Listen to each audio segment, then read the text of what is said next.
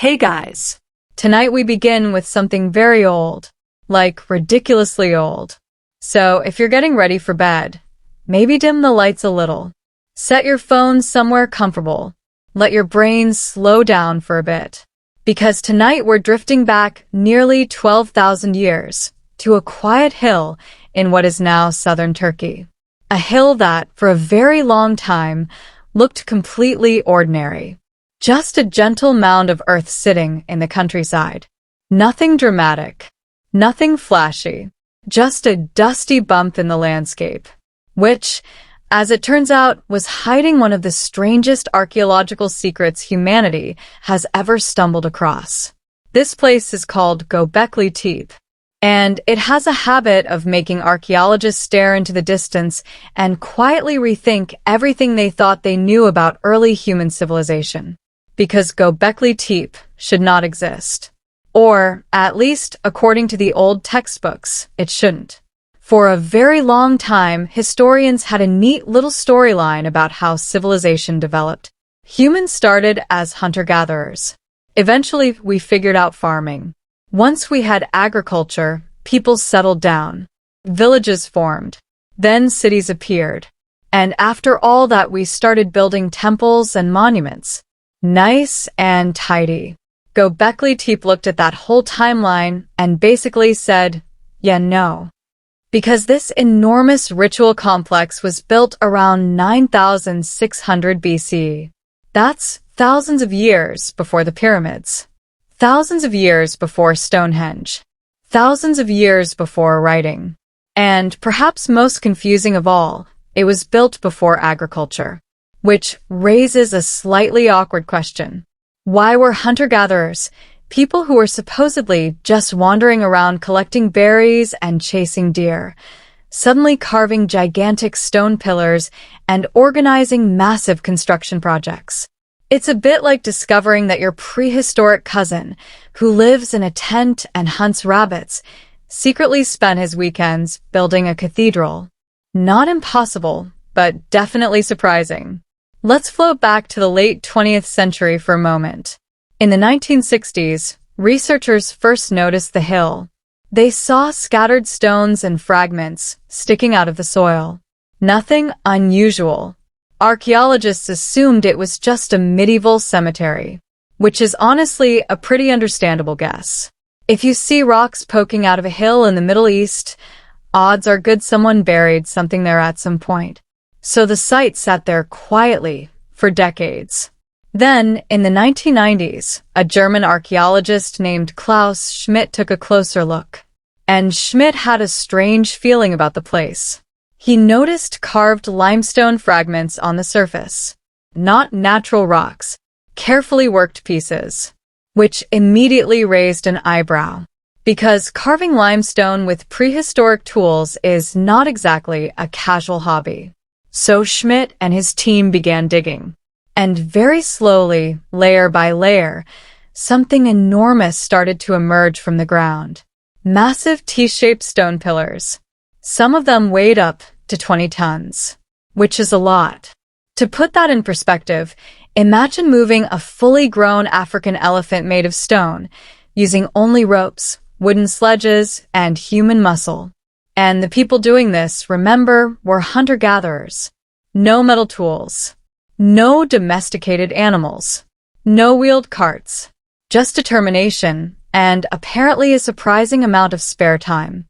As the excavation continued, the pillars formed circles. Huge circular enclosures made of carefully placed stones. Some were over 20 meters across. And the pillars themselves weren't plain.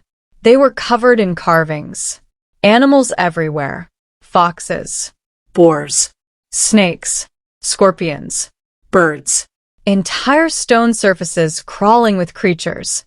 Which gives the place a slightly eerie vibe, like a prehistoric zoo designed by someone with a very particular interest in wildlife. Now here's where things get even weirder. The central pillars in each circle are enormous. Much taller than the others.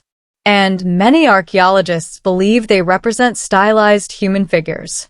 You can see carved arms along the sides, hands resting on the belly, but there are no faces. Just these towering, silent shapes standing in the middle of the enclosure, watching everything. Calm. Expressionless. A little mysterious. If you were wandering through the site at sunrise 12,000 years ago, you might feel like you'd stepped into some kind of ancient ritual theater, which, honestly, might not be far from the truth. Because Göbekli Tepe doesn't look like a village. There are no houses, no kitchens, no storage pits, no evidence of daily domestic life. Just ceremonial architecture, which suggests people weren't living here. They were gathering here. Large groups of hunter-gatherers traveling from across the region, meeting at this hilltop sanctuary. And when you imagine that scene, it's actually kind of peaceful. Hundreds of people arriving slowly over days or weeks. Campfires scattered across the hills. Hunting parties bringing back gazelle and wild cattle. Stone tools clinking quietly as people prepared food. And in the center of it all, these towering pillars rising from the earth like ancient guardians. Of course, organizing something like this would require coordination. A lot of coordination. You don't move 20-ton pillars without a plan. Or leaders. Or at least someone standing around saying, okay, maybe lift on 3 this time. So suddenly, our simple picture of early humans becomes a little more complicated. They weren't just wandering bands of foragers anymore. They were capable of planning large communal projects, rituals, ceremonies, shared beliefs. In other words, culture. Which might sound obvious now, but for decades archaeologists assumed this level of organization only appeared after farming. Göbekli Tepe quietly disagreed. In fact, some researchers now suspect the opposite might be true. It's possible that religion came first. Imagine groups of hunter-gatherers meeting regularly at sacred sites like this. Huge seasonal gatherings. Lots of people. Lots of feasting. And eventually someone probably thought, it would be nice if we didn't have to hunt quite so much food for these events. Which may have encouraged the early experiments with agriculture. So instead of farming creating religion might have nudged humans toward farming, which is a pretty big twist in the story of civilization. Of course, Göbekli Tepe still keeps plenty of secrets. For example, no one is entirely sure why the site was eventually buried. Because at some point, around 8000 BCE, the builders deliberately filled the enclosures with soil and debris. Carefully. Intentionally. Almost like they were tucking the whole place into the ground for safekeeping. And then they walked away. The hill slowly covered itself with dirt and grass over thousands of years. Empires rose and fell nearby. The Roman Empire expanded across the region. Later came the Ottoman Empire. Cities grew. Roads appeared. Armies marched. And all the while, Göbekli Tepe slept quietly beneath the soil, waiting. Which, honestly, is a very dramatic thing for a pile of rocks to do. But archaeology has a lot of patience. And sometimes history waits 10,000 years before casually revealing a surprise. So the next time someone says early humans were primitive, you might picture those massive stone pillars rising out of the earth, carved with animals, standing in perfect circles, built by people who technically hadn't even invented farming yet. Because apparently our ancestors were capable of some pretty ambitious projects long before anyone wrote them down in history books. And in the next part, we'll drift a little deeper into the mysteries of Göbekli Tepe. We'll look at the strange symbols carved into the stones, the theories about ancient star maps, and the possibility that the builders of this site were trying to record something far bigger than themselves. Nothing too intense. Just ancient mysteries quietly waiting under a Turkish hillside. So settle in. And let's keep wandering through the deep past together. Alright, let's settle back in. Maybe shift your pillow a little. Let your shoulders relax. Because we're drifting back to that quiet hill again, somewhere in what is now southeastern Turkey. The wind is moving slowly across the dry grass. The sky is pale and wide. And rising out of the earth are those enormous stone pillars standing exactly where people placed them nearly 12,000 years ago, which is honestly a bit rude of time. Most human projects barely survive a few centuries before falling apart. These people built something that lasted longer than recorded history. Not bad for a community that technically hadn't invented pottery yet. Now, if you wander slowly through the stone circles at Göbekli Tepe, one thing becomes obvious almost immediately. Animals are everywhere. Not real ones, of course. That would be a slightly different kind of archaeological site. But carved animals, dozens and dozens of them, cover the pillars. Foxes stretch along the stone surfaces. Wild boars push forward with curved backs. Snakes twist in long, winding shapes. Scorpions sit quietly, which is exactly the amount of movement you want from a scorpion carving. Birds appear too, some with wide wings, some perched calmly. And the animals aren't just decorative little doodles scratched into rock. These carvings are deeply detailed. You can see muscles, claws, Teeth. Someone spent a lot of time carefully shaping these creatures into the limestone, which raises a question archaeologists have been politely arguing about for years. Why animals? Because if this site was some kind of ritual center, the animal imagery might tell us what the builders believed about the world. Maybe the animals represented spirits. Maybe they were symbols of danger, power, or protection. Or maybe they simply carved the animals they knew best. After all, these were hunter-gatherers.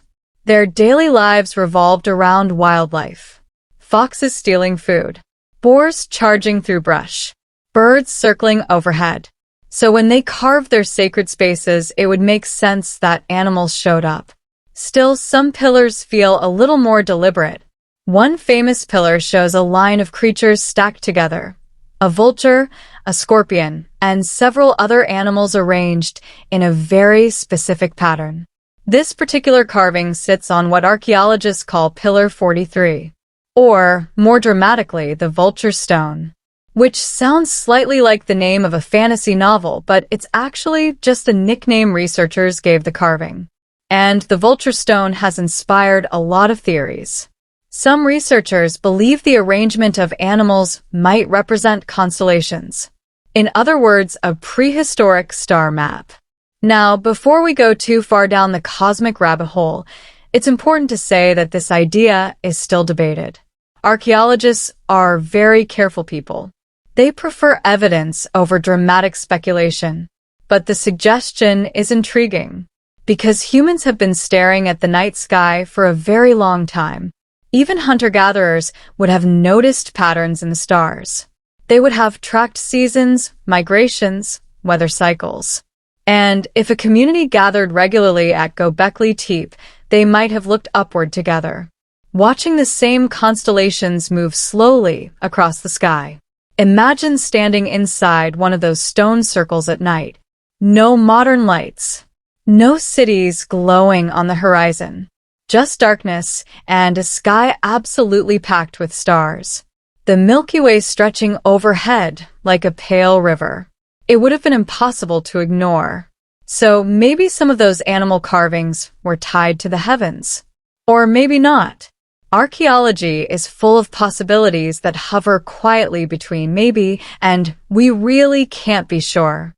Still, the carvings reveal something important about the people who built this place. They were symbolic thinkers. They weren't just surviving day to day. They were creating meaning, stories, symbols, shared ideas about how the world worked, which, when you think about it, is very human behavior. Give humans enough time around a campfire, and eventually someone will start explaining the universe. Sometimes those explanations become religions. Sometimes they become astronomy. And sometimes they become very confusing stone carvings that puzzle archaeologists thousands of years later. Now here's another curious detail. Many of the animals carved at Göbekli Tepe are not exactly friendly. You don't see many gentle deer or fluffy rabbits. Instead, we get snakes, Scorpions. wild predators, the creatures that might bite, sting, or otherwise ruin your day, which has led some researchers to wonder if the site was connected to death rituals. In parts of the ancient Near East, vultures played a role in funerary traditions. Bodies were sometimes left exposed so birds could carry the soul, or at least the flesh, away. Not the coziest bedtime image, perhaps, but surprisingly common in ancient cultures. So those large vulture carvings might have had symbolic meaning tied to the afterlife. Again, nobody is entirely sure. But Göbekli Tepe definitely feels like a place where people were thinking about big things. Life. Death. Nature, the sky, and perhaps their place within all of it. Another detail archaeologists noticed involves the central pillars. Remember those towering T-shaped stones standing in the middle of each circle? They appear to represent stylized human figures. You can see carved arms running down the sides, hands resting neatly on the stomach, and around the waist carved belts, which is a surprisingly fashionable detail for a monument built nearly 12,000 years ago. The belts even have small stone buckles, because apparently prehistoric monument builders believed in accessorizing. But the most interesting thing is what the figures don't have. Faces. No eyes. No noses.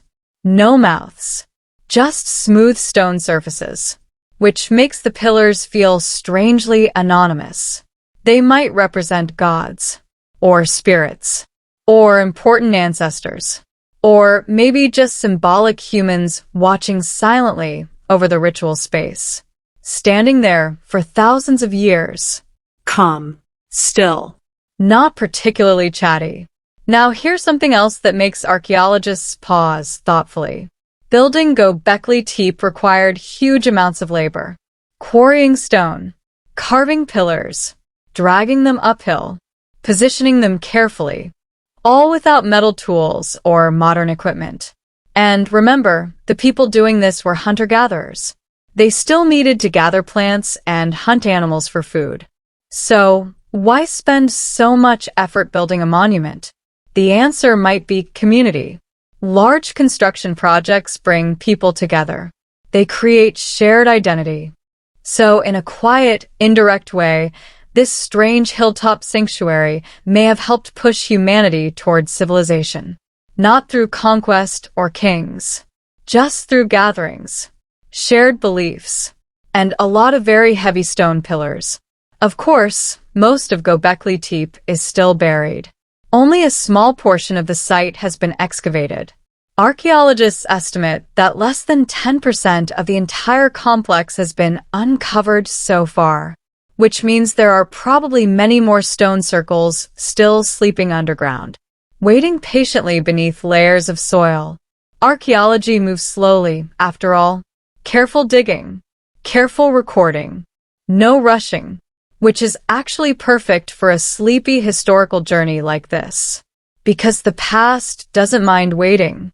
It has already been sitting quietly for 10,000 years. What's another few decades? And as excavations continue, new carvings appear, new structures emerge, each one adding another small piece to the puzzle of Göbekli Tepe. A puzzle that reminds us something simple, but surprisingly profound. Humans have been curious, creative, and slightly mysterious for a very long time. Even before cities, before kings, before written language, people were already gathering together under the open sky, carving symbols into stone, and wondering about their place in the universe. Which is honestly a pretty comforting thought. Because in the next part, we'll slowly explore one of the biggest mysteries of all. Why the builders of Göbekli Tepe buried their own masterpiece. Carefully. Deliberately. Almost like they were closing a chapter of human history and gently placing it back into the earth. So get comfortable again. And we'll continue wandering through the ancient past. Alright, welcome back. Maybe you've adjusted your blanket a little. Maybe the room is darker now. Maybe your brain is slowly drifting into that comfortable half-awake, half-dreaming place. Perfect. Because we're returning to that ancient hill again, the one that spent thousands of years pretending to be just a slightly lumpy patch of ground. And beneath that hill sat one of humanity's earliest monumental projects, built by people who, technically speaking, still lived the hunter-gatherer lifestyle. Which is still a little wild when you think about it.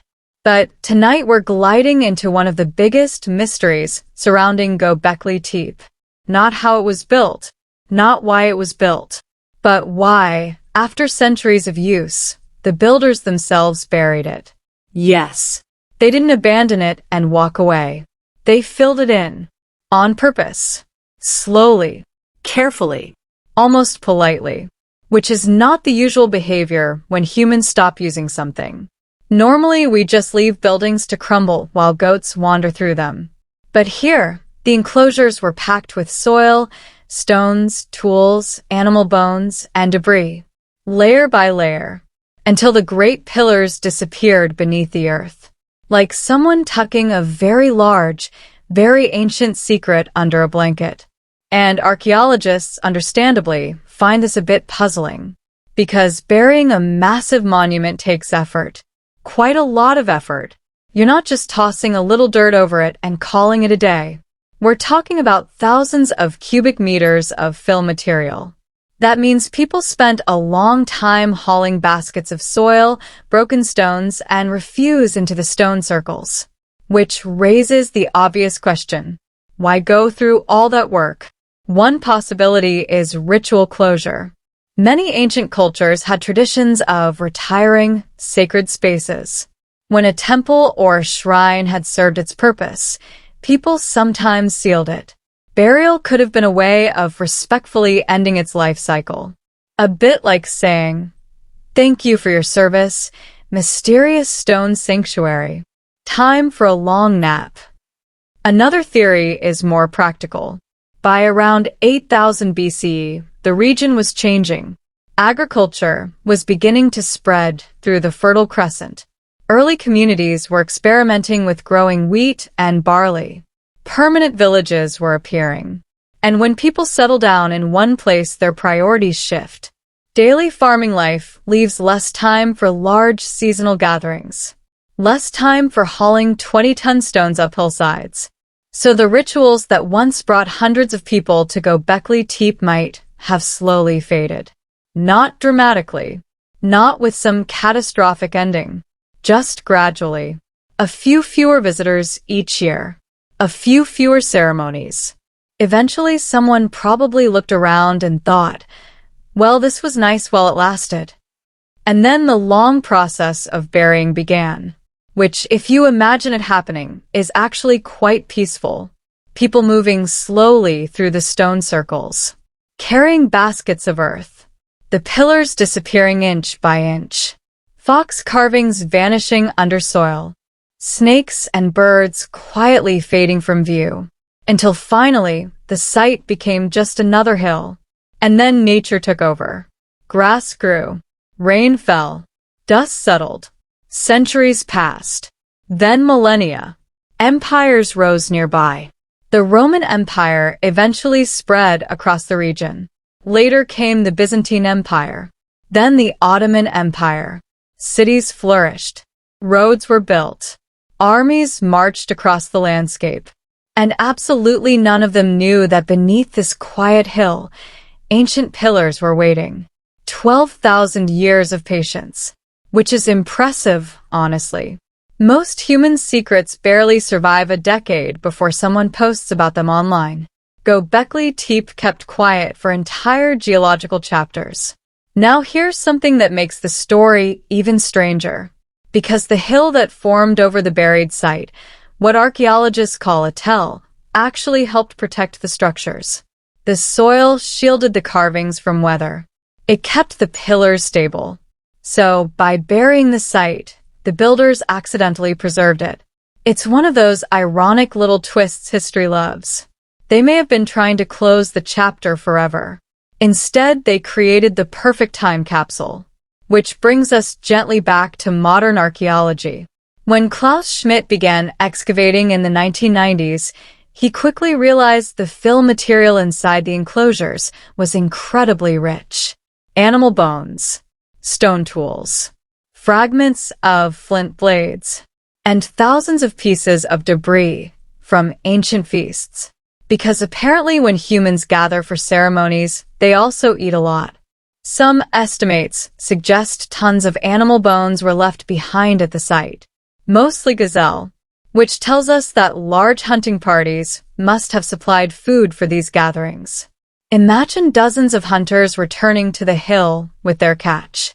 Huge communal meals, smoke rising from cooking fires, stories passing from one generation to the next, and somewhere in the center, those silent pillars watching everything unfold. It's almost like Göbekli Tepe was less of a temple and more of a social hub, a place where scattered groups came together to reconnect, share news, arrange marriages, perform rituals, maybe complain about the weather a little. Human gatherings tend to include that. And over centuries, those gatherings slowly changed. Eventually, new villages appeared nearby. Permanent homes replaced seasonal camps. The rhythm of life shifted, and Göbekli Tepe slipped quietly out of use. No dramatic collapse. No invading armies. Just the slow evolution of society, which might actually be the most common way human traditions end. Not with explosions, just with people gradually doing something different. Now, before we drift too far ahead, there's another detail worth noticing. Even after decades of excavation, archaeologists have only uncovered a small fraction of the site. Most of the hill remains untouched. That's partly intentional. Excavation is a destructive process. Once soil is removed, the original layers are gone forever. So researchers work slowly, carefully documenting each stone, each carving, each artifact. It's patient work. But patience is kind of the whole theme of Göbekli Tepe anyway. The site waited 12,000 years. It can probably tolerate a few more decades of careful digging. And who knows what else might still be buried there. More stone circles, more carvings, more clues about the people who built this strange, beautiful place long before cities existed. Because Göbekli Tepe quietly reminds us that human history is much deeper than we once believed. Civilization didn't just appear suddenly. It grew slowly, through gatherings, through shared stories, through communities who looked up at the same stars and wondered what it all meant. All right, let's drift back again. The night is quiet. The air is calm. And we're once more standing on that ancient hill where people, about 12,000 years ago, gathered around enormous stone pillars and apparently decided that decorating them with snakes and foxes was the right interior design choice. Honestly, it's bold. Now, by the time modern archaeologists began studying Göbekli Tepe seriously, especially after the work of Klaus Schmidt, the site had already started causing a gentle academic headache. Because the more researchers looked at it, the more questions appeared. And when humans encounter mysterious ancient structures, we tend to do one of two things. Option 1. Carefully analyze the evidence. Option 2. Invent extremely dramatic theories. Humanity, of course, enjoys doing both.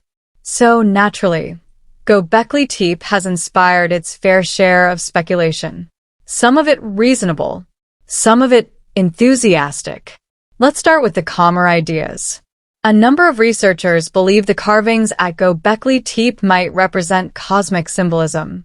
Not in a mystical sense necessarily, just observations of the natural world. Ancient people everywhere watched the sky. The sun, the moon, and the stars helped them track seasons. And if you're a hunter-gatherer community relying on animal migrations or plant cycles, seasonal timing matters quite a lot. Plant something too early, and it dies. Hunt in the wrong season, and there's nothing around to catch. So people learn to pay attention. And if certain star patterns appeared at particular times of year, those patterns might have gained symbolic meaning. Some researchers have suggested that the animals carved on certain pillars could correspond to constellations. For example, a scorpion carving might relate to what we now call Scorpius in the night sky. A bird figure might connect to another cluster of stars. It's an intriguing possibility.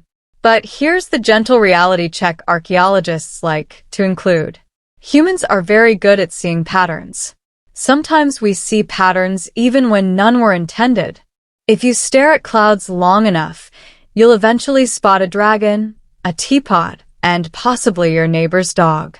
So, while the constellation theory is interesting, it's not universally accepted. Still, it does highlight something important. The builders of Göbekli Tepe were clearly thinking symbolically. They were telling stories through imagery. Foxes, birds, snakes, scorpions, all arranged deliberately, which means those animals probably meant something specific to the people carving them. And, unfortunately, those meanings were never written down, because writing wouldn't appear for another 6,000 years or so, which means modern archaeologists are left doing a sort of intellectual puzzle.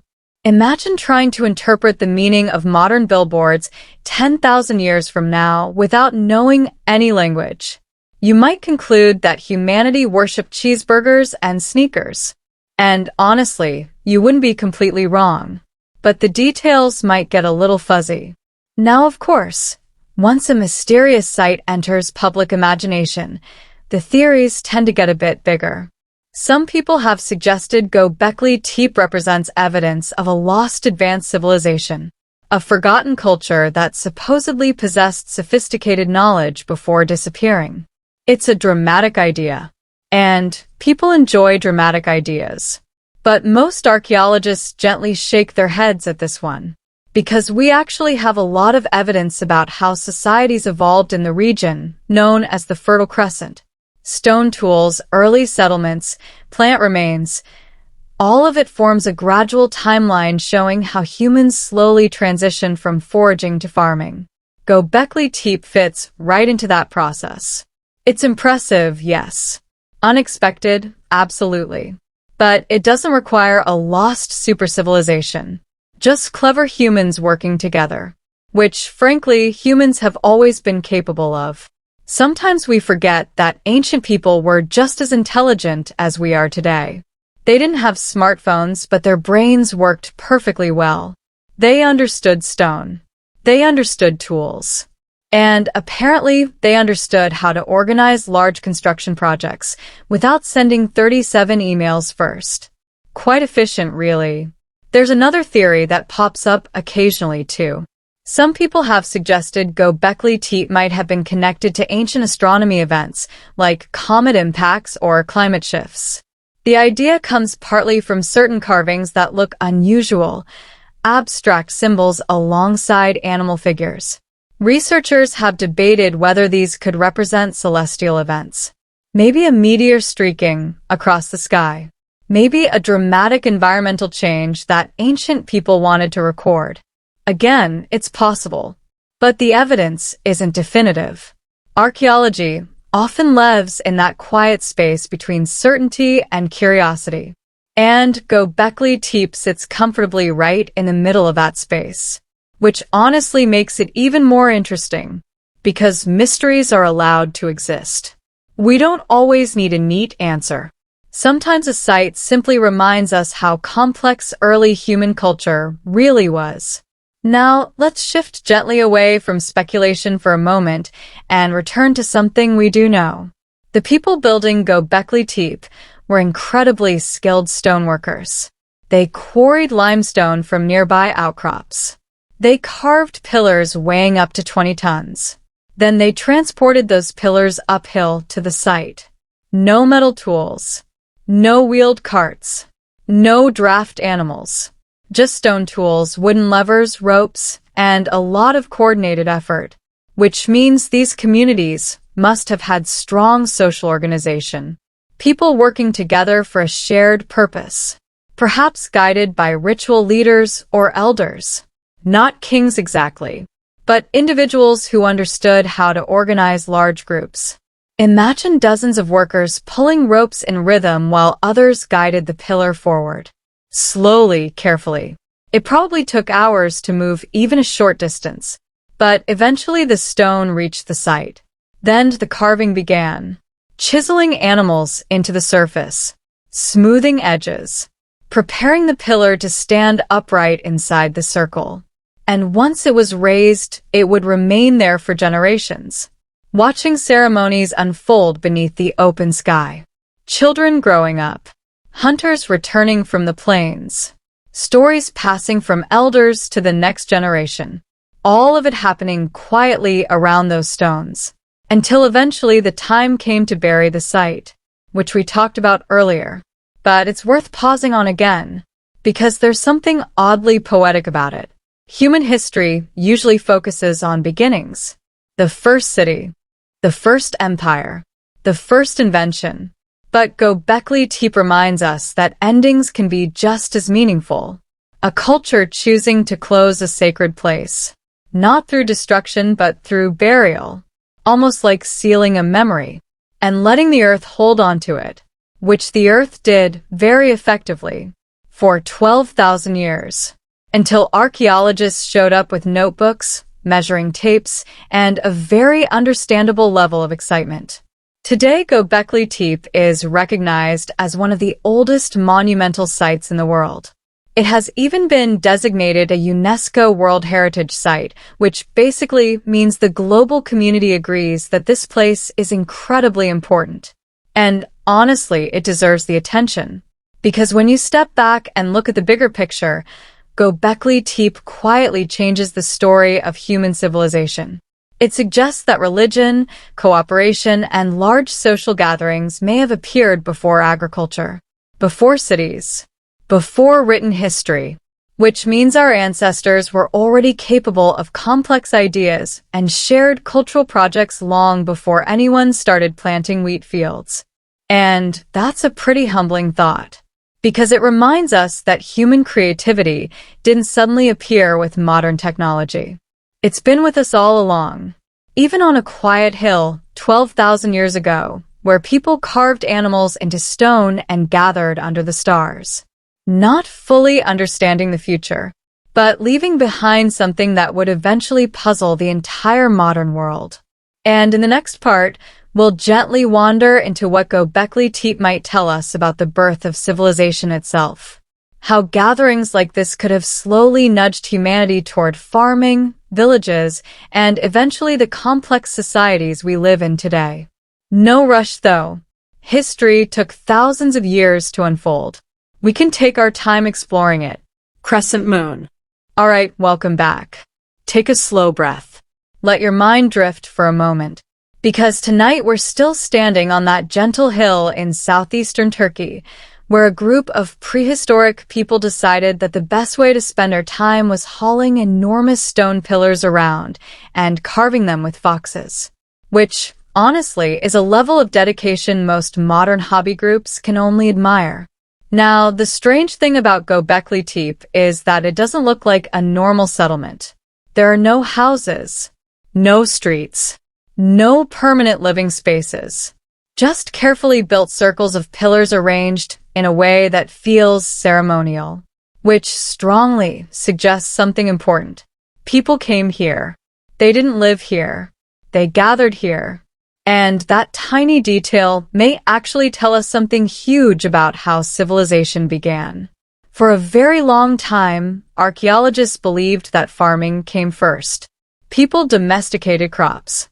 Villages appeared. Then, once society became stable and organized, people built temples and religious monuments. It seemed logical.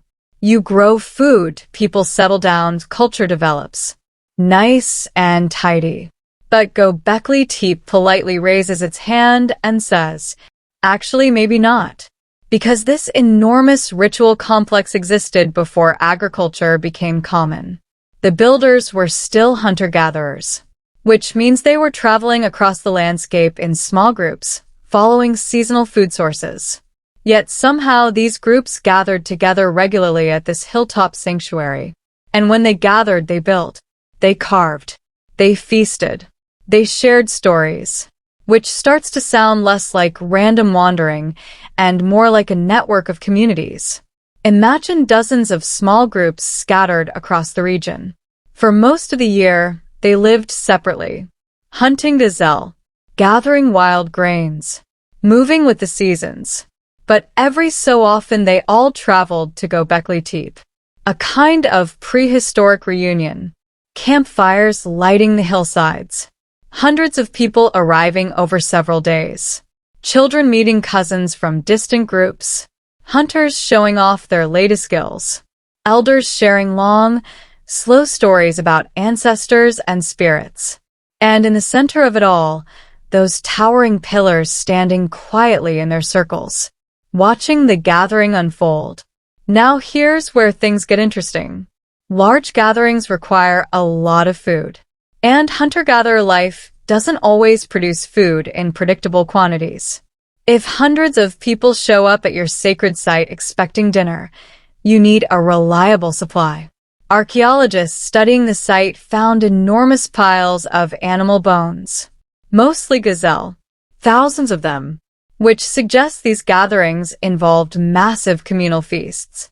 Picture dozens of hunters returning from the plains with animals slung over their shoulders, cooking fires burning all night, people eating, talking, and celebrating together.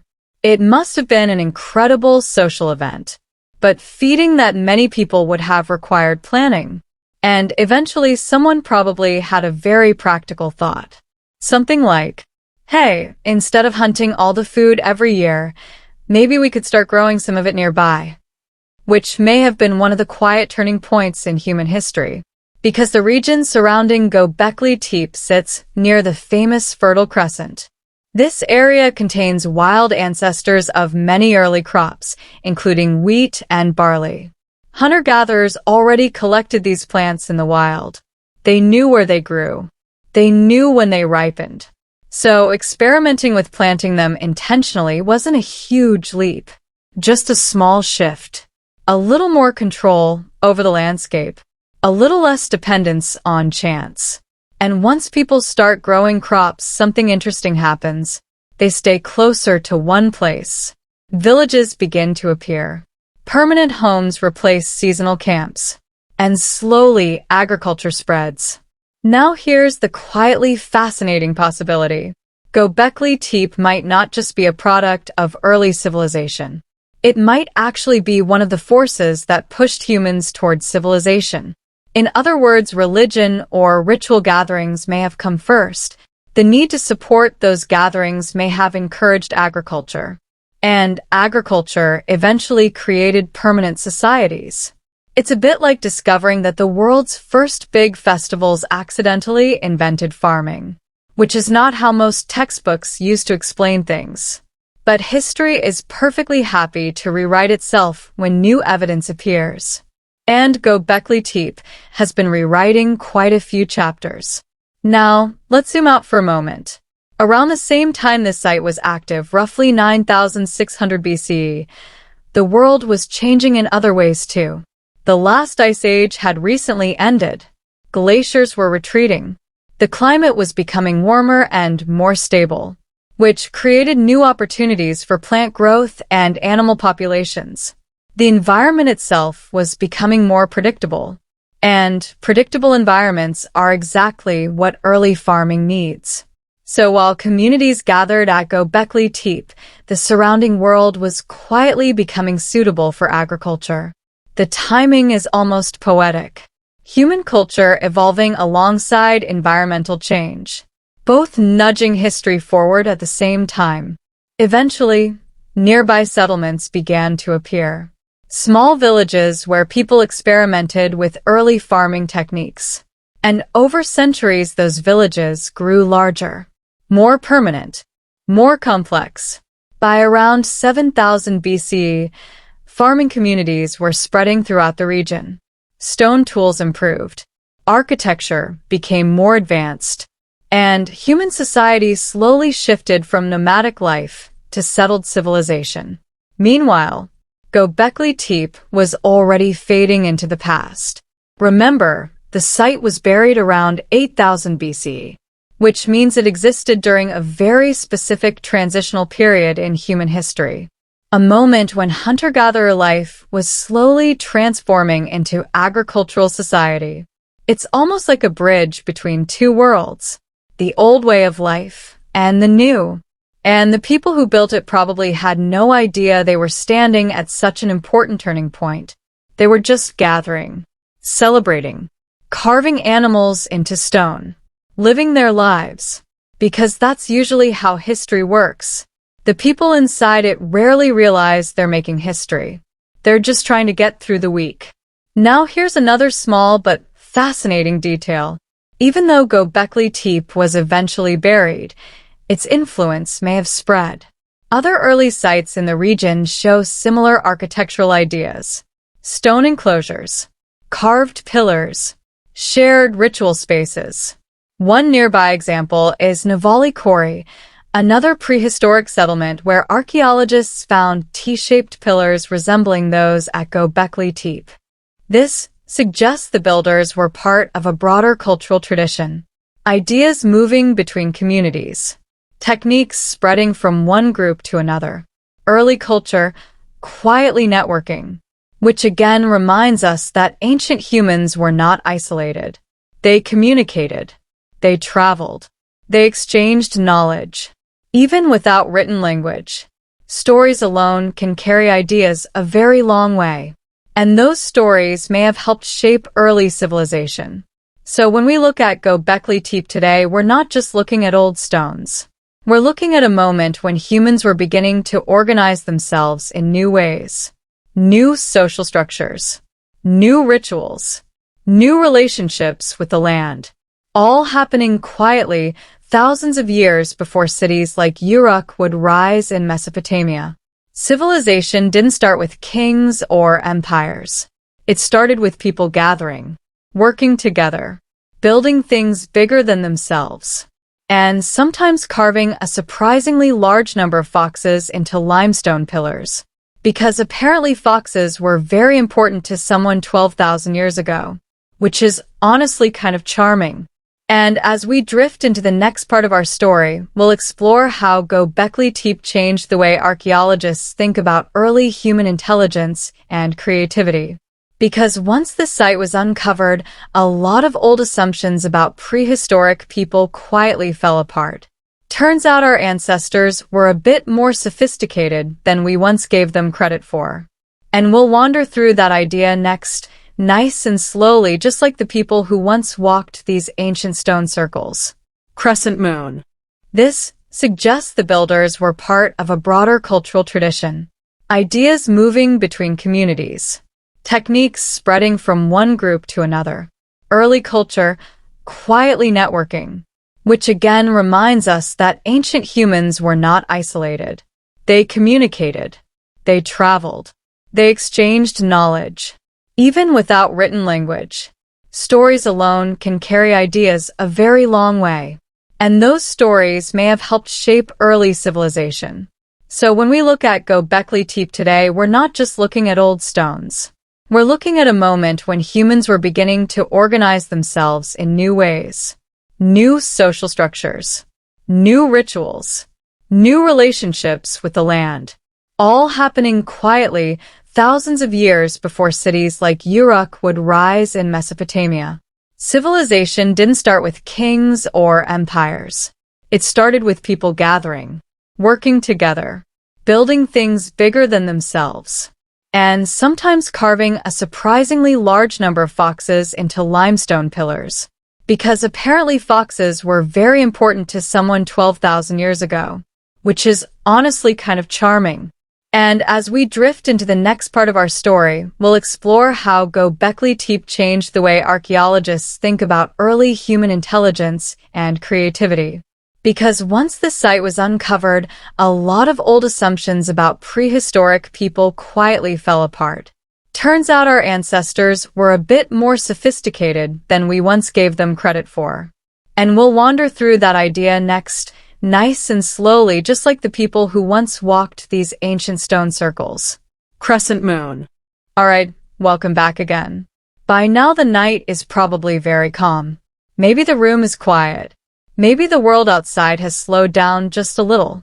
Perfect conditions for wandering through 12,000 years of human history. So once more we're standing on that ancient hill where the people of Göbekli Tepe built something that still makes archaeologists pause, scratch their heads, and occasionally mutter things like, well, that complicates things. Because for a long time, the general assumption about prehistoric hunter-gatherers was, let's say, a bit unfair. The old stereotype imagined them as simple survivalists.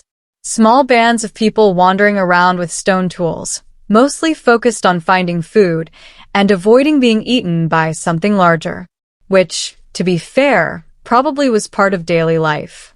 But Göbekli Tepe quietly reveals something deeper. These people were not just surviving. They were organizing, planning, designing large symbolic spaces, and doing it thousands of years before the rise of famous early cities like Uruk, which forces historians to reconsider something important. Human intelligence did not gradually appear over time. Our ancestors 10 or 12,000 years ago had brains just as capable as ours. The difference wasn't intelligence. It was circumstance, technology, environment, resources. Give modern humans stone tools and no electricity, and we'd probably look a lot like them too, minus maybe a few hairstyles. But creativity? That was already there. And Göbekli Tepe shows it very clearly. Let's think for a moment about the engineering involved in building the site. The pillars were carved from limestone bedrock found nearby. Workers had to cut enormous rectangular blocks from the rock face, then shape them into those distinctive T-shaped pillars, which is not exactly easy with primitive stone tools. Every cut required patience. Every surface had to be smoothed by hand. And once the pillar was finished, it still needed to be transported. Remember, some of these stones weigh around 15 to 20 tons. That's roughly the weight of a large truck. Now, imagine moving that without wheels. No cranes. No metal equipment. Just ropes, wooden levers, and a group of determined humans. Archaeologists believe the builders probably dragged the stones across the ground using wooden sledges. Large teams pulling together in rhythm. Someone shouting instructions. Others guiding the stone carefully so it didn't tip or slide off course. It must have been slow work. Hours to move a single pillar. Maybe days. But eventually the stone would reach the site. And then the next challenge began. Raising it upright, which required digging a deep socket in the ground, positioning the base of the pillar inside it, then gradually levering the stone upward, all while hoping it didn't fall sideways and crush someone's foot, or the entire team. Ancient construction was not known for its excellent workplace safety policies. Still, they managed it, again and again, because the site contains dozens of these pillars arranged in carefully planned circles, which means the builders weren't improvising. They had a design, a layout, a mental blueprint of how the space should look. That level of planning suggests something interesting about their society. It implies leadership. Not necessarily kings or rulers, but individuals who understood how to organize large projects. People who could coordinate labor, explain the vision, guide the work. Think of them as early project managers. Except instead of spreadsheets, they had stone chisels. Now, here's another subtle detail that archaeologists noticed. The pillars are arranged with remarkable precision. The circular enclosures appear carefully planned. The central pillars stand facing one another, almost like two figures engaged in quiet conversation, or perhaps silent observation. Nobody knows exactly what those central pillars represented, but they clearly held special importance. And that symbolic structure, the idea of a sacred center surrounded by participants, is something that appears in many later religious buildings. Temples, shrines, ceremonial plazas. It's almost as if Göbekli Tepe represents an early experiment in sacred architecture. Humans exploring how physical spaces could reflect spiritual ideas, which again shows a level of abstract thinking that once surprised archaeologists, but perhaps shouldn't have. After all, humans everywhere tell stories. Even the oldest cultures had myths, rituals, and beliefs about the unseen forces shaping their world. Storms, animals, life and death, the sky overhead. Göbekli Tepe may have been a place where those ideas came together, where people gathered to reinforce shared beliefs. And shared beliefs are incredibly powerful social tools. They create unity, identity, cooperation, which is exactly what large construction projects require. It's much easier to move a 20-ton stone if everyone believes the work matters. And apparently the builders of Göbekli Tepe believed it mattered quite a lot. Now here's something else worth considering. Even though the site is monumental, it doesn't appear to celebrate individual rulers. There are no carved portraits of kings, no inscriptions boasting about someone's personal greatness, which suggests the monument may have belonged to the community as a whole, not to a single powerful leader. And that's actually quite refreshing. Human monuments often revolve around egos. Pharaohs building pyramids to immortalize themselves. Emperors erecting statues the size of small mountains. Göbekli Tepe feels different. More collective. More communal. A shared sacred project rather than a monument to one person's glory. Of course, we can't know exactly how those ancient gatherings felt. But if you imagine them for a moment, the atmosphere becomes almost peaceful. People arriving from distant camps, reuniting with familiar faces, children running between tents, smoke rising from cooking fires, drums or chanting echoing softly across the hill. And inside the stone circles are rituals unfolding slowly beneath the open sky. No buildings overhead, just stars, which, if you think about it, might have been the most impressive ceiling available. Eventually, as we know, the site was buried. Agriculture spread, villages grew, and humanity entered a completely new phase of history. But the memory of places like Göbekli Tepe may have lingered. Stories passed down through generations. Echoes of ancient gatherings. Hints of a time when humans first began organizing themselves in large symbolic communities. All right, welcome back once more. At this point in the story, you might be imagining Göbekli Tepe as a fully uncovered archaeological site. Rows of pillars exposed, everything neatly mapped, mystery solved, archaeologists high-fiving each other and heading home. But of course not. History rarely wraps itself up that neatly. In fact, one of the most surprising things about Göbekli Tepe is how little of it we've actually seen. Most of the hill is still untouched. Archaeologists estimate that only around 5 to 10% of the site has been excavated so far, which means that roughly 90% of the ancient complex is still sitting quietly underground, just waiting, patiently, probably enjoying the peace and quiet, if ancient stone structures have opinions about such things. Now, there are a few reasons why archaeologists haven't rushed to dig up everything. The first reason is surprisingly simple. Excavation is destructive. Once you remove soil layers, the original context is gone forever. Archaeologists can document every detail carefully, but the process still permanently changes the site. So modern archaeologists prefer to move slowly, very slowly, which can feel frustrating if you're someone who wants all the answers immediately. But archaeology tends to work on a different schedule, a schedule that pairs well with 12,000-year-old monuments. Another reason for the slow pace is technology. Archaeological tools keep improving. New scanning methods, imaging techniques, and soil analysis tools appear every few years. So sometimes it's actually smarter not to excavate everything right away. Future archaeologists may have better technology to study the site with even greater precision. It's a little like leaving a sealed box for future scientists who might have better microscopes. So for now, large portions of Göbekli Tepe remain hidden, which means the hill is still holding many of its secrets. But even without digging, researchers can learn quite a lot. Modern teams use ground-penetrating radar and other remote sensing technologies to peek beneath the surface. These scans reveal outlines of additional stone circles buried below. More enclosures, more pillars, more mysterious arrangements of stone waiting in the dark, which suggests the site is much larger than what visitors see today.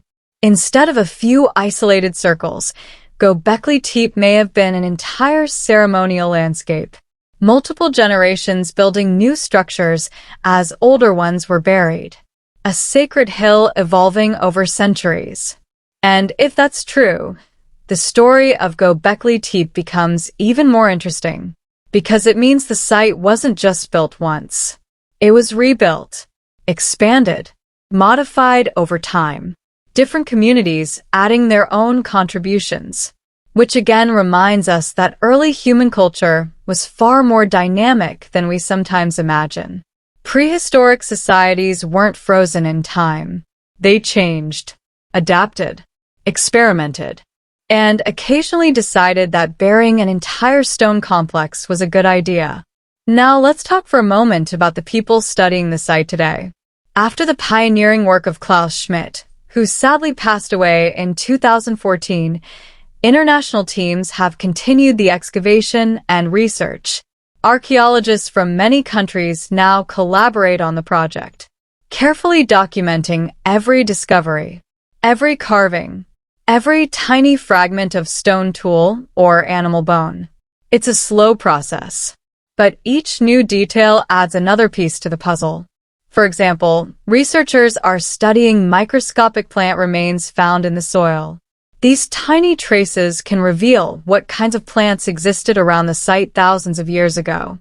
Some of that evidence suggests that wild cereals, early forms of wheat and barley, grew nearby, which again links the site to the broader story of agriculture emerging in the region.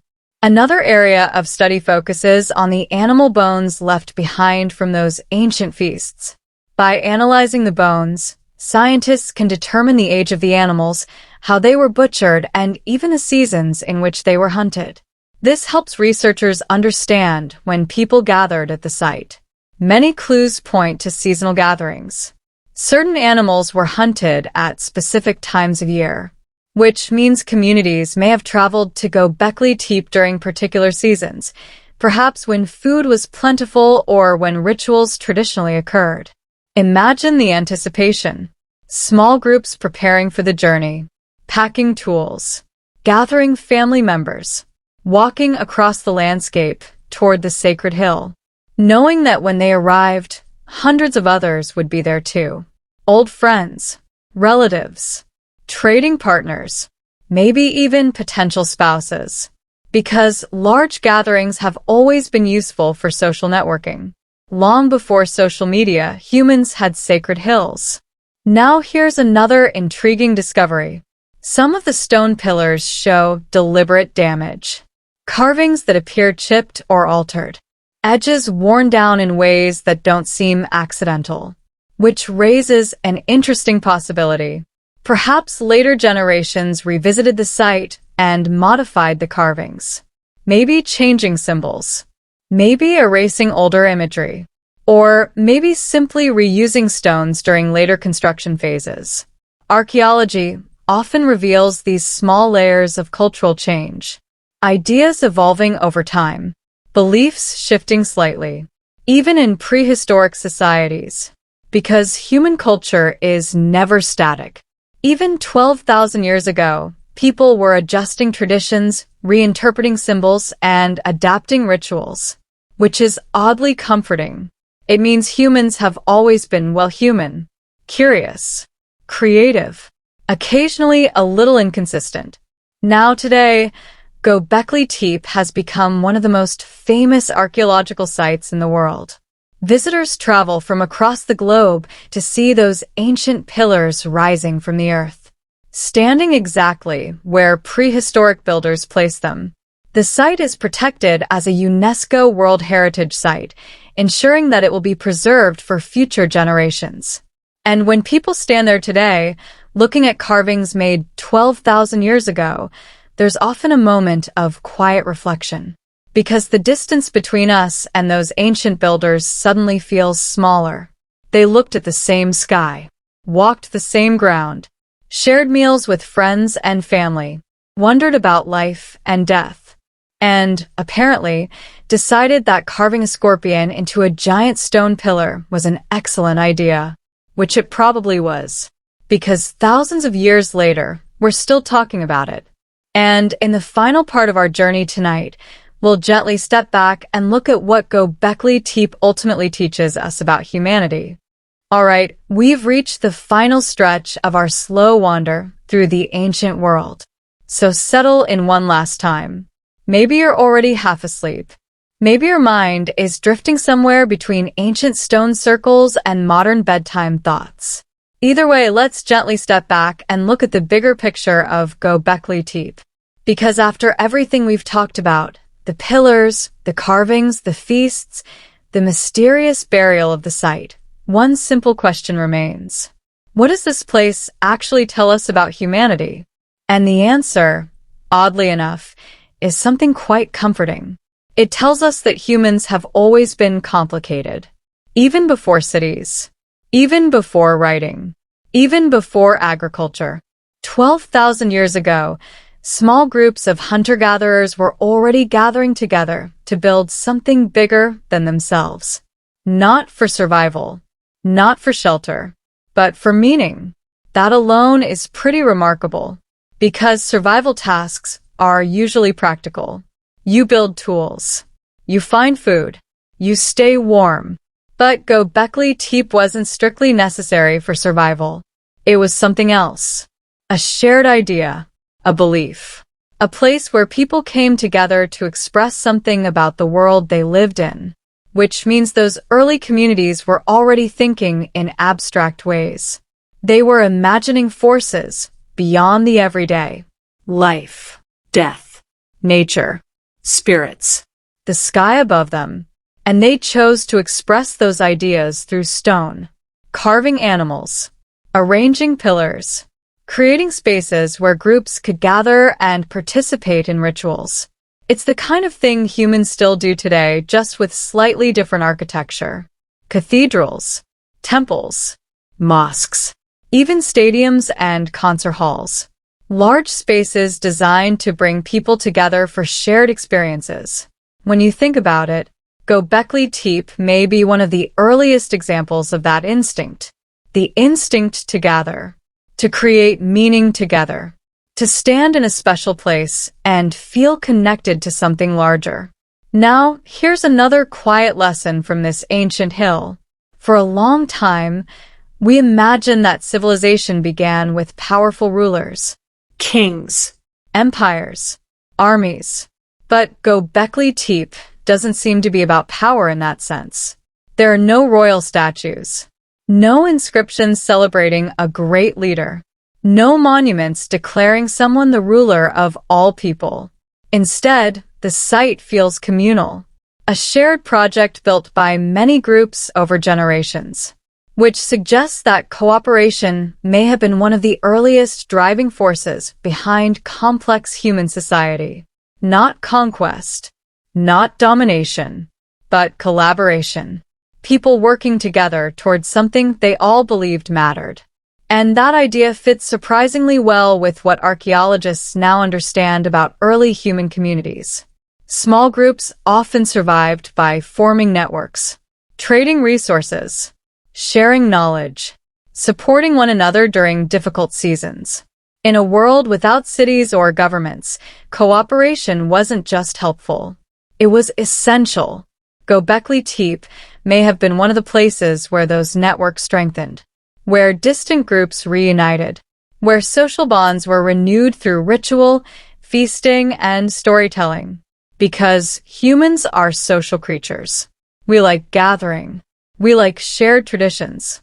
We like telling stories about where we came from and what it all means. And those impulses clearly existed long before modern civilization. Now, let's consider one more fascinating thing about the site. Despite all the attention it receives today, Göbekli Tepe wasn't meant to last forever. Eventually, the people who built it decided to bury it. Carefully. Deliberately. Almost like closing a chapter. Which reminds us that even the most meaningful human projects eventually come to an end. Traditions evolve. Beliefs change. Societies transform. And sometimes the places that once mattered deeply simply fade into the background of history. That's not failure. It's just the natural rhythm of human culture. Ideas rise. They flourish. Then they quietly make room for new ones. The builders of Göbekli Tepe may never have imagined that their monument would one day become a global archaeological treasure. They weren't thinking about tourists or documentaries or historians writing articles thousands of years later. They were simply living in their moment, building something meaningful for their community. And when the time came, they buried it and moved on, which is a surprisingly graceful way to end a story. Of course, thanks to modern archaeology, the story didn't stay buried forever. In the 1990s, the careful work of Klaus Schmidt brought the site back into the light. And suddenly the world realized that our understanding of early human history needed a small update. Or perhaps a very large update. Because Göbekli Tepe reminds us that civilization didn't appear overnight. It grew gradually. From gatherings like this. From shared beliefs. From people who looked at a hilltop and decided it should become something sacred. And maybe that's the most important takeaway. Human beings have always been curious. Always searching for meaning. Always building places where we can come together and reflect on our place in the world. That instinct existed 12,000 years ago. And it still exists today. Which means, in a quiet way, those ancient builders are not so different from us. They laughed with friends. They told stories. They wondered about the stars. And sometimes they carved animals into giant pillars just because it felt important. So as the night winds down, and our journey through the deep past comes to a gentle close, you can imagine that hill in southeastern Turkey once more. The wind moving through the grass. The pillars standing quietly under the sky. Foxes and scorpions still carved into stone. Waiting patiently for the next curious human to come along and ask questions. Because history, like that ancient hill, is always waiting. Calm. Silent. Full of stories for anyone willing to slow down and listen. And with that, our long, sleepy walk through the secrets of Göbekli Tepe finally comes to an end. Rest well. Crescent moon. All right, welcome back. Let's take a slow, gentle step away from the stones themselves and float into the lives of the humans who carved them. Because Göbekli Tepe isn't just about limestone pillars and carved foxes. It's about the people who made them. And their lives were quietly fascinating. These were hunter-gatherers, which on the surface sounds simple. Walk. Hunt. Gather. Eat. Sleep. Repeat. But if you picture it fully, their days were a lot richer than that. Not rich in material things, of course, but rich in skills, knowledge, and community. For starters, survival required an intimate knowledge of the environment. They needed to know which plants were edible, which were medicinal, and which were strictly off-limits unless you wanted a very unpleasant stomach ache. They tracked animal migrations across the plains, read the stars for seasonal cues, and noticed subtle changes in the wind or water that hinted at weather shifts. Small details, but they mattered immensely. And yet somehow, they also found the time and energy to plan enormous ceremonial gatherings on a hilltop. Because when you imagine the logistics, multiple groups arriving from miles around, food to be organized, materials to be prepared, it starts to feel a little chaotic. And yet, it worked. Somehow. People coordinated without phones, emails, or even written records. Just human brains, memory, and probably a healthy dose of persuasion. Now, consider the social dynamics. These were small bands of people living together for months at a time. Roles were likely flexible. Some were hunters, some gatherers, some probably skilled at carving stone or preparing food for dozens of people during seasonal gatherings. And a few had the knack for organization, stepping in as proto-leaders, not rulers, not kings, but coordinators who could make sure that the enormous tasks at Göbekli Tepe actually got done. And let's not forget the children. They likely ran around the hilltop, climbing low stones, chasing each other, mimicking the adults. Maybe they tried carving their own miniature foxes into bits of limestone, or maybe they just stuck to sticks in the dirt.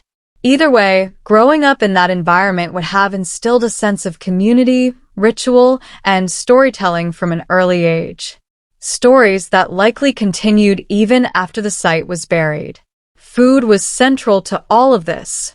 Archaeologists have found thousands of animal bones at the site, mostly gazelle, as we've mentioned, but also other species. These weren't casual snacks. Preparing, cooking, and sharing meals for potentially hundreds of people required careful planning and teamwork. Feasting was likely more than sustenance. It reinforced social bonds, ensured cooperation, and provided a stage for communal rituals. Imagine the smoky air, laughter, quiet conversations, maybe the soft rhythm of drums or chants in the distance. Despite all the effort, life wasn't glamorous. Illness, injury, or the occasional failed hunt would have been real concerns. But humans are resilient, and these people adapted. They developed tools, shared knowledge, and created systems of cooperation that allowed them to survive and thrive long enough to build something extraordinary. Even the act of burying Göbekli Tepe may have involved collective decisions, reflecting a shared cultural understanding. It wasn't just an arbitrary act. It was intentional, a ceremonial closure, a final tribute, perhaps even a teaching moment for the next generation, that human endeavors, no matter how monumental, have rhythms. They begin, flourish, and eventually end. And that cycle is natural, not tragic. And through all of this, humans were thinking symbolically. They carved animals that had meaning to them. Some scholars suggest these carvings represented constellations, seasonal events, or moral stories. Others think they were purely symbolic, abstract reflections of life, death, and the unseen world.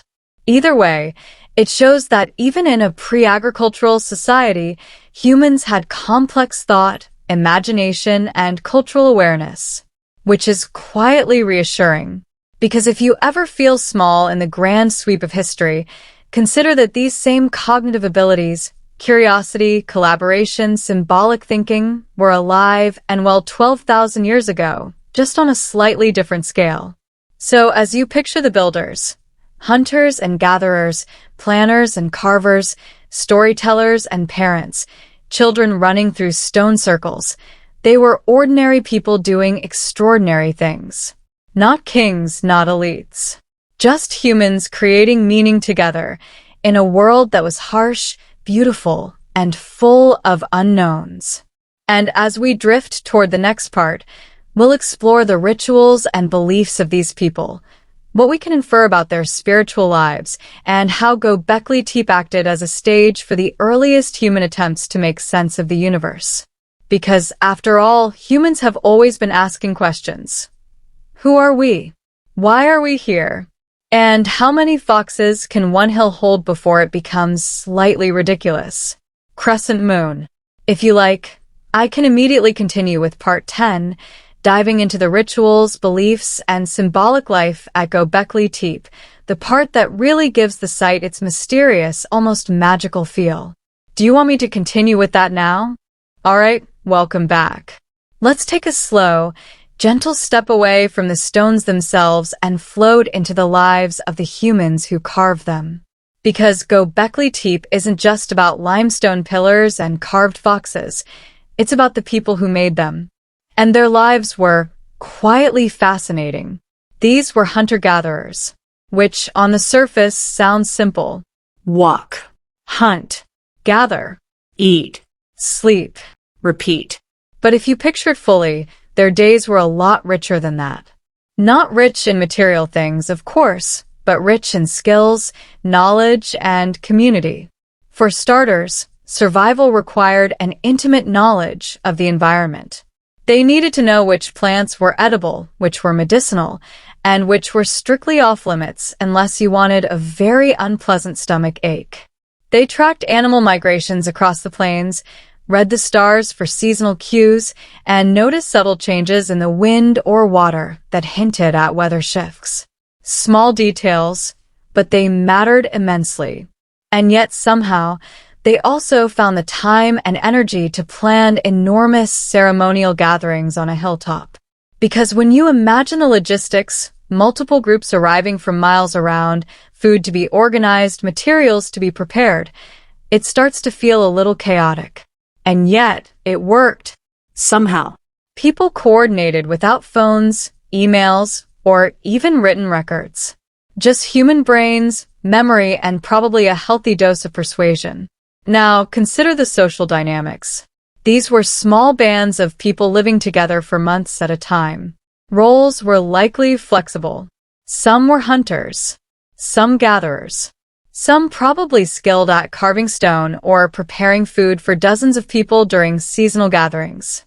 And a few had the knack for organization, stepping in as proto-leaders, not rulers, not kings, but coordinators who could make sure that the enormous tasks at Göbekli Tepe actually got done. And let's not forget the children. They likely ran around the hilltop, climbing low stones, chasing each other, mimicking the adults. Maybe they tried carving their own miniature foxes into bits of limestone, or maybe they just stuck to sticks in the dirt. Either way, growing up in that environment would have instilled a sense of community, ritual, and storytelling from an early age. Stories that likely continued even after the site was buried. Food was central to all of this. Archaeologists have found thousands of animal bones at the site, mostly gazelle, as we've mentioned, but also other species. These weren't casual snacks. Preparing, cooking, and sharing meals for potentially hundreds of people required careful planning and teamwork. Feasting was likely more than sustenance. It reinforced social bonds, ensured cooperation, and provided a stage for communal rituals. Imagine the smoky air, laughter, quiet conversations, maybe the soft rhythm of drums or chants in the distance. Despite all the effort, life wasn't glamorous. Illness, injury, or the occasional failed hunt would have been real concerns. But humans are resilient, and these people adapted.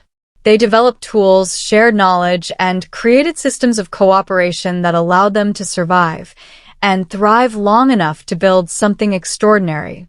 Even the act of burying Göbekli Tepe may have involved collective decisions, reflecting a shared cultural understanding. It wasn't just an arbitrary act. It was intentional, a ceremonial closure, a final tribute, perhaps even a teaching moment for the next generation, that human endeavors, no matter how monumental, have rhythms. They begin, flourish, and eventually end. And that cycle is natural, not tragic. And through all of this, humans were thinking symbolically. They carved animals that had meaning to them. Some scholars suggest these carvings represented constellations, seasonal events, or moral stories. Others think they were purely symbolic, abstract reflections of life, death, and the unseen world. Either way, it shows that even in a pre-agricultural society, humans had complex thought, imagination, and cultural awareness, which is quietly reassuring. Because if you ever feel small in the grand sweep of history, consider that these same cognitive abilities, curiosity, collaboration, symbolic thinking, were alive and well 12,000 years ago, just on a slightly different scale. So as you picture the builders, hunters and gatherers, planners and carvers, storytellers and parents, children running through stone circles. They were ordinary people doing extraordinary things. Not kings, not elites. Just humans creating meaning together in a world that was harsh, beautiful, and full of unknowns. And as we drift toward the next part, we'll explore the rituals and beliefs of these people, what we can infer about their spiritual lives, and how Göbekli Tepe acted as a stage for the earliest human attempts to make sense of the universe. Because, after all, humans have always been asking questions. Who are we? Why are we here? And how many foxes can one hill hold before it becomes slightly ridiculous? Crescent moon. If you like, I can immediately continue with part 10, diving into the rituals, beliefs, and symbolic life at Göbekli Tepe, the part that really gives the site its mysterious, almost magical feel. Do you want me to continue with that now? Alright, let's drift slowly back to the hilltop. We've talked about the builders, the pillars, the feasts, and the cooperation. Now it's time to linger over the part that really makes Göbekli Tepe feel alive, the rituals and beliefs of its people. Because this site wasn't just stone and bones. It was a stage for the earliest human attempts to understand life itself. Let's start with what we can know. We don't have written records. No diaries, no guidebooks, not even a sticky note saying, "Don't drop the scorpion carving." So everything we infer comes from the stones, the carvings, the spatial arrangements, and a bit of imagination guided by careful science. And that's okay. It's part of the charm. The T-shaped pillars themselves are probably the best clue. Some scholars think they represent humans, not literal portraits, but abstract representations of people. Maybe ancestors. Maybe spirits. Maybe figures meant to watch over gatherings and protect the living. Imagine a quiet observer, standing tall for generations, seeing the same firelight flicker across the hilltop that we can only imagine. And then there's the carvings. Snakes, foxes, birds, scorpions sometimes depicted in dynamic scenes. Some appear in pairs, some alone, some overlapping. Nobody knows exactly what these meant, but there's a general sense that these animals were symbolic. Perhaps they embodied traits admired or feared. Perhaps they connected humans to the cycles of nature, predator and prey, day and night, survival and loss. Seasonality might have played a role, too. Many of the animals depicted were hunted at particular times of year, which hints that rituals may have coincided with natural cycles, the movement of animals, the ripening of plants, the phases of the moon. These gatherings could have functioned as calendars, teaching younger members of the community about survival, timing, and social cohesion, all wrapped up in spiritual or symbolic ceremonies. And speaking of gatherings, we can infer there was probably a performative aspect. Large groups. People coming together for miles around. Some may have danced, some may have sung, others may have participated in storytelling or chanting. Imagine a slow, hypnotic rhythm, maybe a low hum of voices echoing across the hilltop, punctuated by the crackle of fires. Nothing flashy or theatrical by modern standards. Just humans creating a shared experience that connected everyone present. Food, again, played a role. Feasts were more than nourishment. They reinforced social bonds, rewarded cooperation, and likely honored whatever spiritual or symbolic beliefs the group held. In other words, eating together wasn't just about survival, it was about participating in a culture that tied them to each other and to the hill itself. And yet, despite all this organization and symbolic thought, the builders weren't infallible. Archaeologists notice irregularities in some of the carvings and the layouts. Some circles are incomplete, some carvings seem altered or replaced over time. These small imperfections remind us that rituals were human, messy, adapted over generations. Not rigid, not dictated by law. Just lived experiences, evolving over centuries. Another point to linger over is the intentional burial of the site. Why bury a perfectly fine temple? Scholars debate. Perhaps it was ritual closure. Perhaps the site became sacred precisely because it was closed off, creating a controlled, timeless space beneath the soil. Or maybe it reflected a shift in cultural or religious priorities. Whatever the reason, it shows foresight and symbolic thinking. Humans weren't just reacting to the world, they were shaping it, even in how they chose to leave it behind. All of this paints a picture of people who were deeply reflective, highly social, and quietly ambitious. They were experimenting with abstract thought, social organization, and spiritual expression, all long before cities, writing, or kings. And here's the gently ironic part. These ancient people, working with stone tools, ropes, and firelight, achieved something we modern humans still marvel at. Not because it was massive or golden, not because it proclaimed the glory of a ruler, but because it endured. It held meaning. It communicated across millennia. The pillars, the carvings, the buried circles, they still whisper to us today about cooperation, about creativity, about the human instinct to reach for something bigger than oneself. So as we close this part of the journey, imagine it one last time. A hilltop under stars, people walking from distant camps, children playing among the rocks, adults preparing feasts, chants, stories, and laughter carrying across the plains. T-shaped pillars standing silently, observing everything. Animals frozen in stone, symbols of life, death, and nature cycles. And then, centuries later, that site gently buried, covered in soil, waiting for us to discover it, to pause, and to reflect. Because in the end, Göbekli Tepe isn't just an archaeological site. It's a meditation on human nature, on how curiosity, creativity, cooperation, and ritual have always shaped us. It's calm, it's patient, and it's still speaking if you slow down enough to listen. Crescent moon.